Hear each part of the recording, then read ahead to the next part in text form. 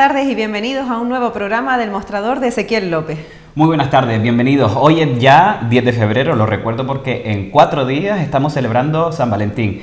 Cada uno a su manera, pero que no se nos olvide celebrar el amor. Así es, pero bueno, nosotros a lo que nos toca, un programa número 18 cargado de invitados. Vamos allá. Estará con nosotros la diputada y portavoz del PSOE en el Parlamento de Canarias, Naira Alemán. Contaremos con el director de Medio Ambiente del Cabildo de Gran Canaria, Manuel Amador, para hablar del albergue de animales y de otros asuntos que forman parte de su gestión. Volvemos también a tener con nosotros al director técnico del proyecto Salto de Chira, Jonay Concepción, para contarnos las últimas noticias y el estado actual del proyecto. Y en la recta final contaremos de nuevo con música, esta vez con la voz masculina, una voz masculina muy reconocida en los teatros de Canarias, Pedro Manuel Afonso, que estará el día 19 de febrero en el Centro Municipal Cultural de la Aldea con su espectáculo Leyendas. Pero antes de empezar, como siempre, recuerden seguirnos en nuestras redes sociales, @elmostrador de Ezequiel López en Facebook e Instagram, y en Twitter, @elmostrador de él, y el hashtag para comentar el programa de hoy, ELM18. Bueno, y ahora sí, con todo esto, comenzamos a despachar.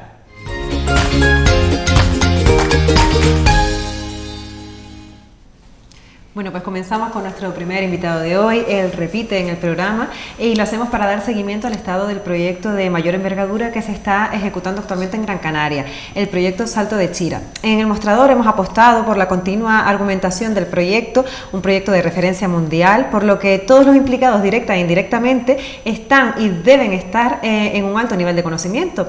Un proyecto que, entre otros objetivos, va a lograr el ahorro de 122 millones al año en consumo de combustibles fósiles.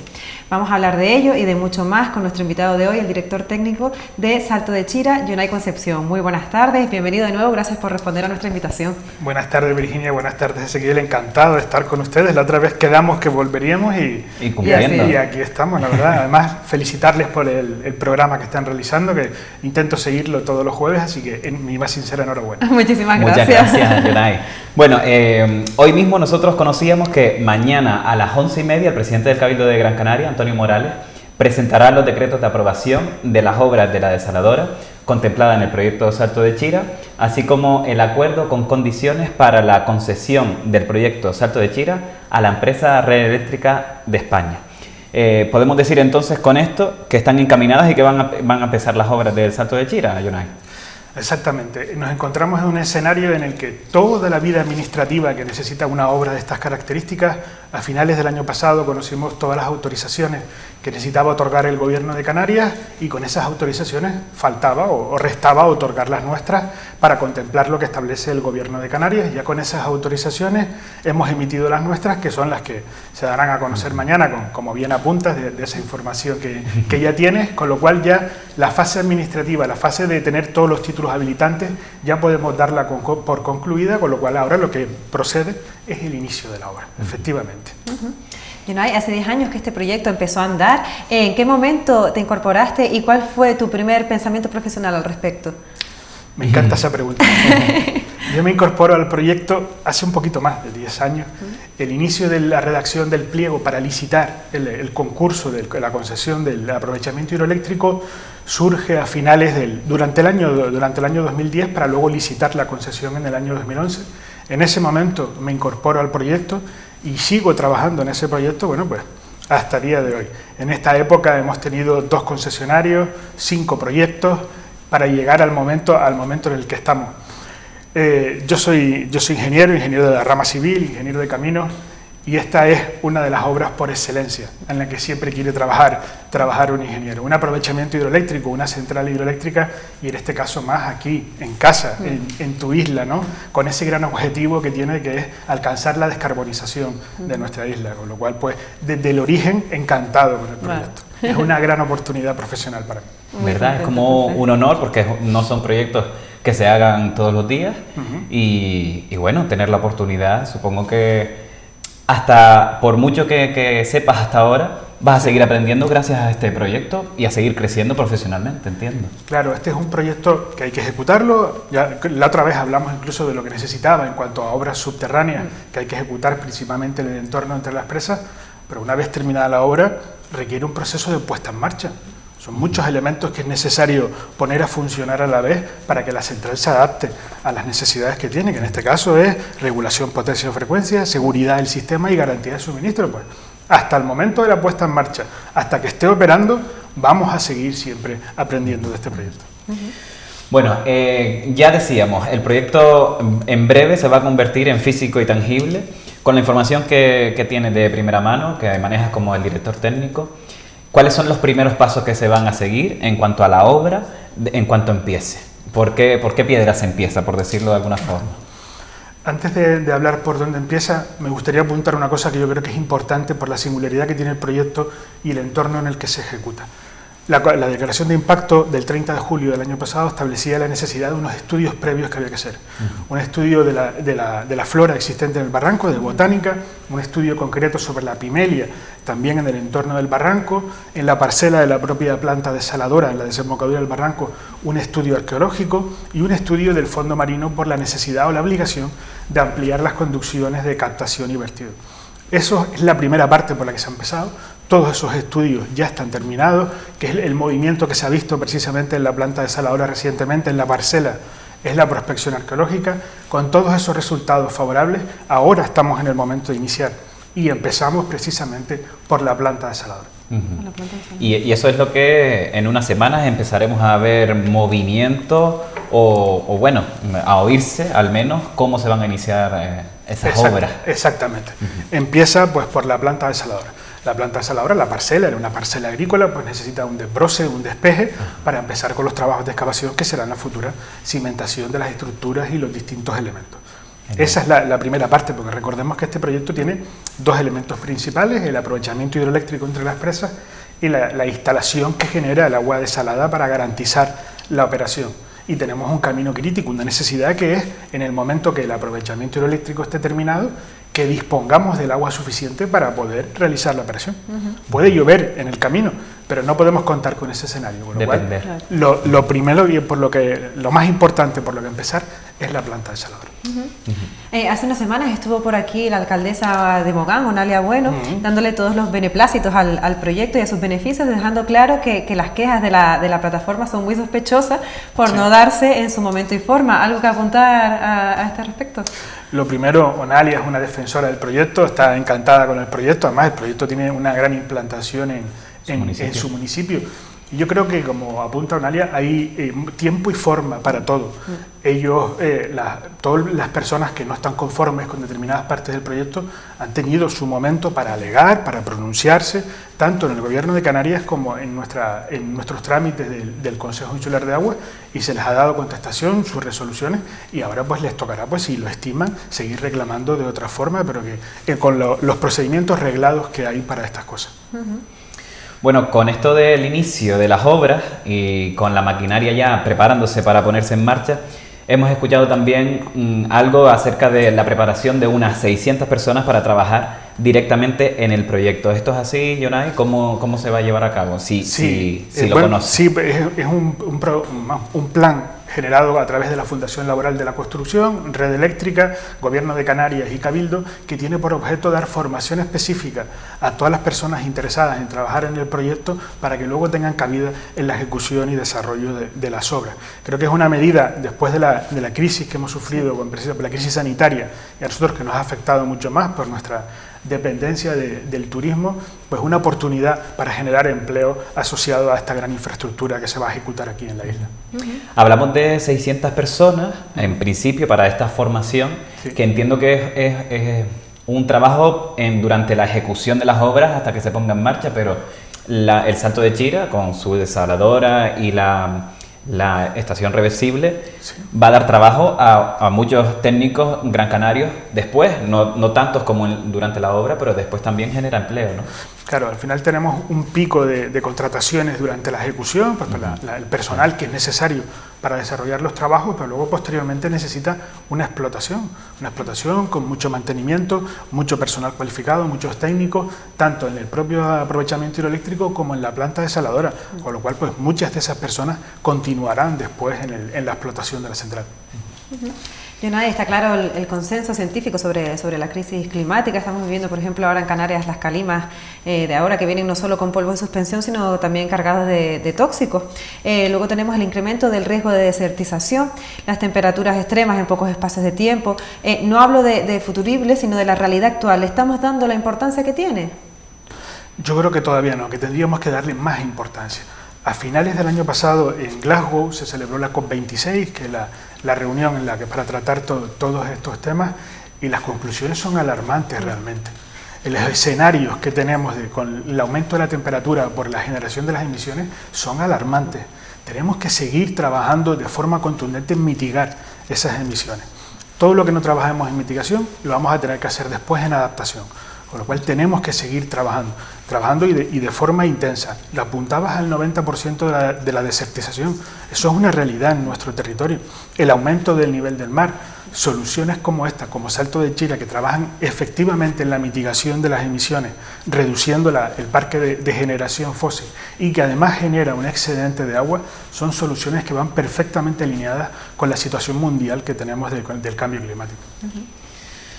Bueno, la última vez que vino ya hablábamos que Canarias se dirige a la descarbonización en 2040, pero entendemos que Gran Canaria con este proyecto se pondría a la vanguardia gracias a la central hidroeléctrica reversible, porque cambiaría este riesgo que, como decías, el 90% del territorio canario está en riesgo alto o muy alto de desertización. Cambiará el Salto de Chira estos procesos de desertización que vive la isla más en Gran Canaria que en el resto de las islas del archipiélago. Hablar de desertización es ponerlo en un contexto de cambio climático global. Lo que hablábamos antes, el aumento de la temperatura y las emisiones asociadas es un problema global. Esta es nuestra contribución desde aquí, de Gran Canaria, para reducir esos efectos. De forma colateral, tener excedente de agua en el entorno de las presas va a permitir trabajos de reforestación, el desarrollo a través del sector primario, con lo cual sí que a nosotros directamente nos va a mejorar ese panorama o ese escenario que tenemos de la desertización. Claro, porque además con el agua de la desaladora que se suba a medianías, sí, se van a regar todas esas zonas y se va a poder repoblar gran parte de esa zona. Claro, ese es uno de los objetivos que tiene no solo el sector primario, sino la reforestación y luego además otra herramienta fundamental para nosotros, esas presas siempre con agua para servir ante cualquier emergencia por un incendio, que estamos en una cota muy alta y los helicópteros pueden cargar y desplazarse muy rápido hacia el centro en el que tengamos un fuego en algún momento. Con el Salto de Chira en el 2026, hablábamos, Gran Canaria puede disponer del 50% de la energía sustentada en renovables.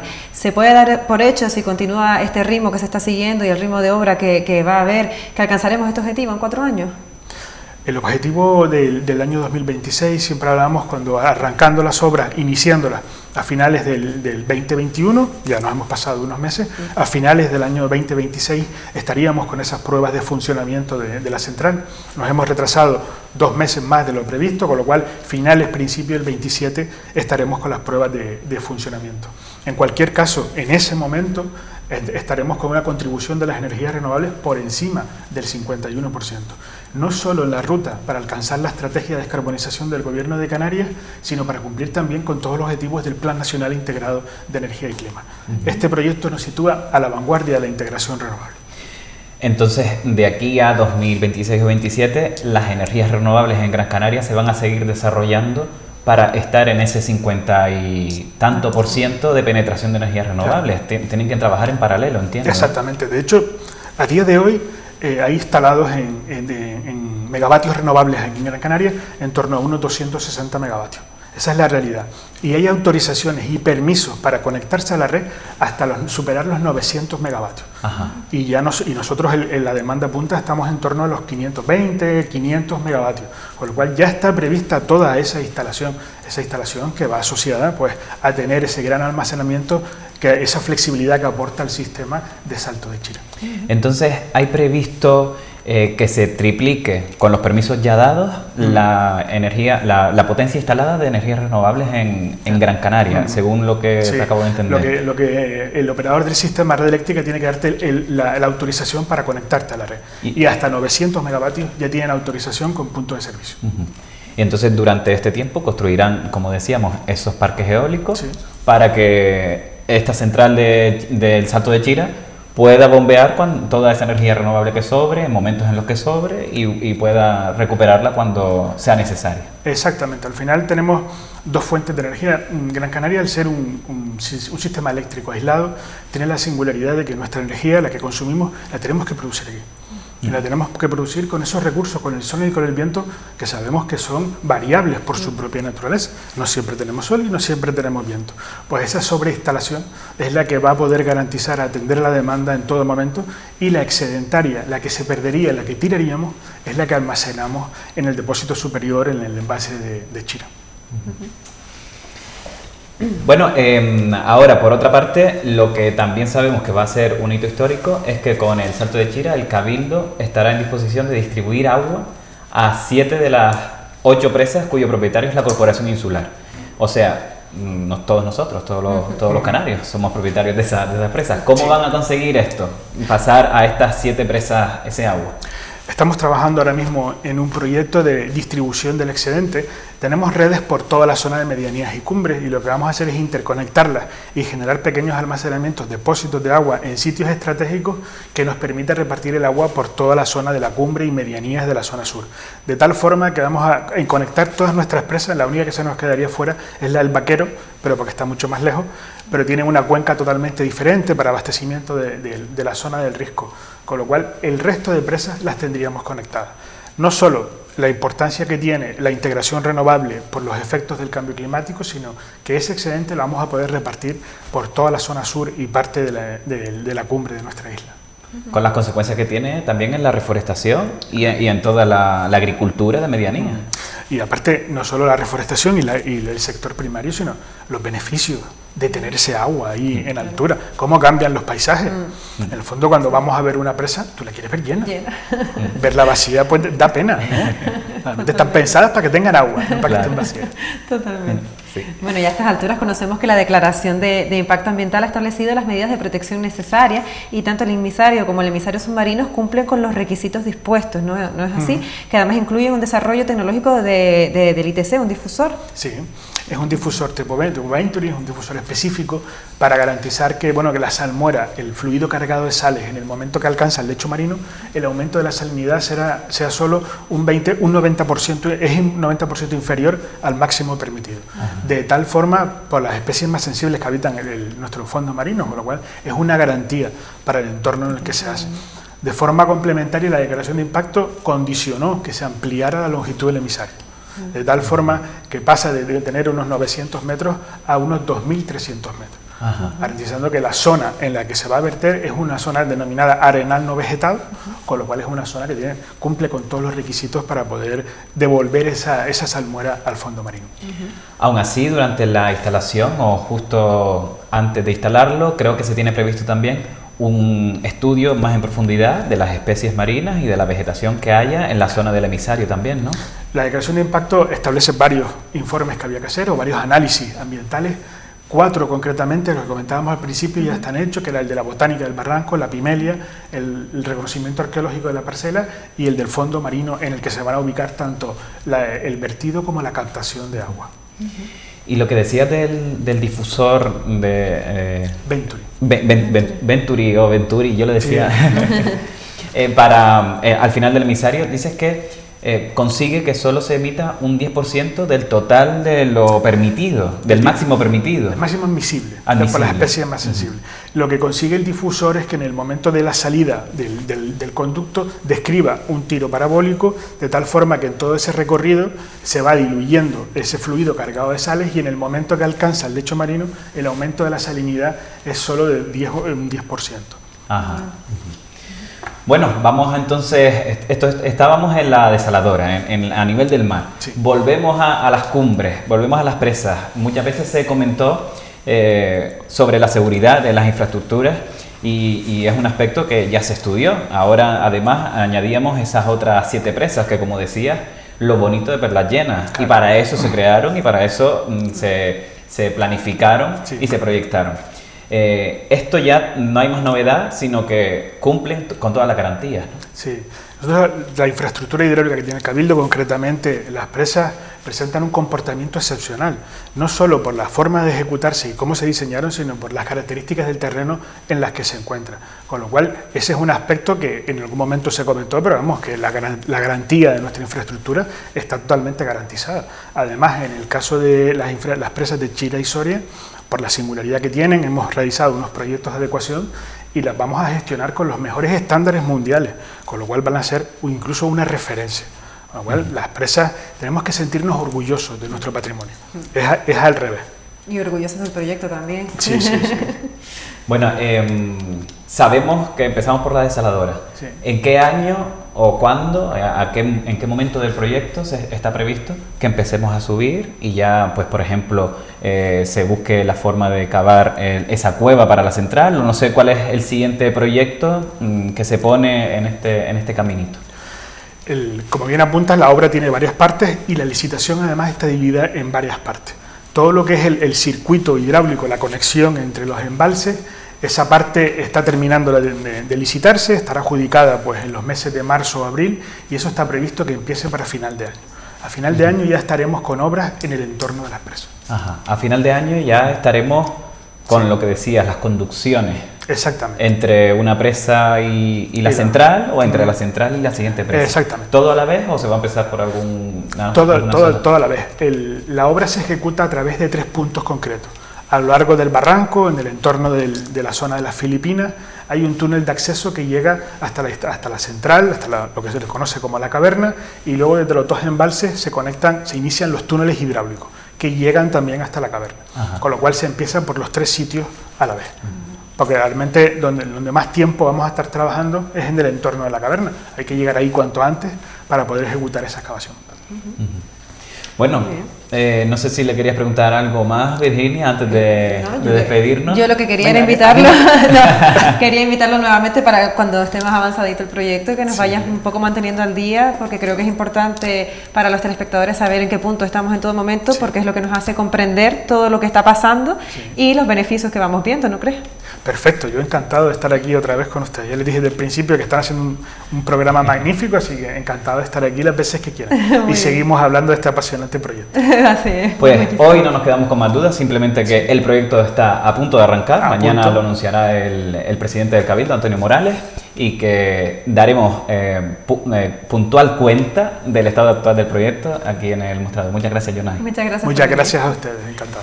Gracias. Bueno, y ustedes no se vayan porque a la vuelta hablamos del albergue insular y otros asuntos con el director de Medio Ambiente del Cabildo, Manuel Amador. Enseguida volvemos.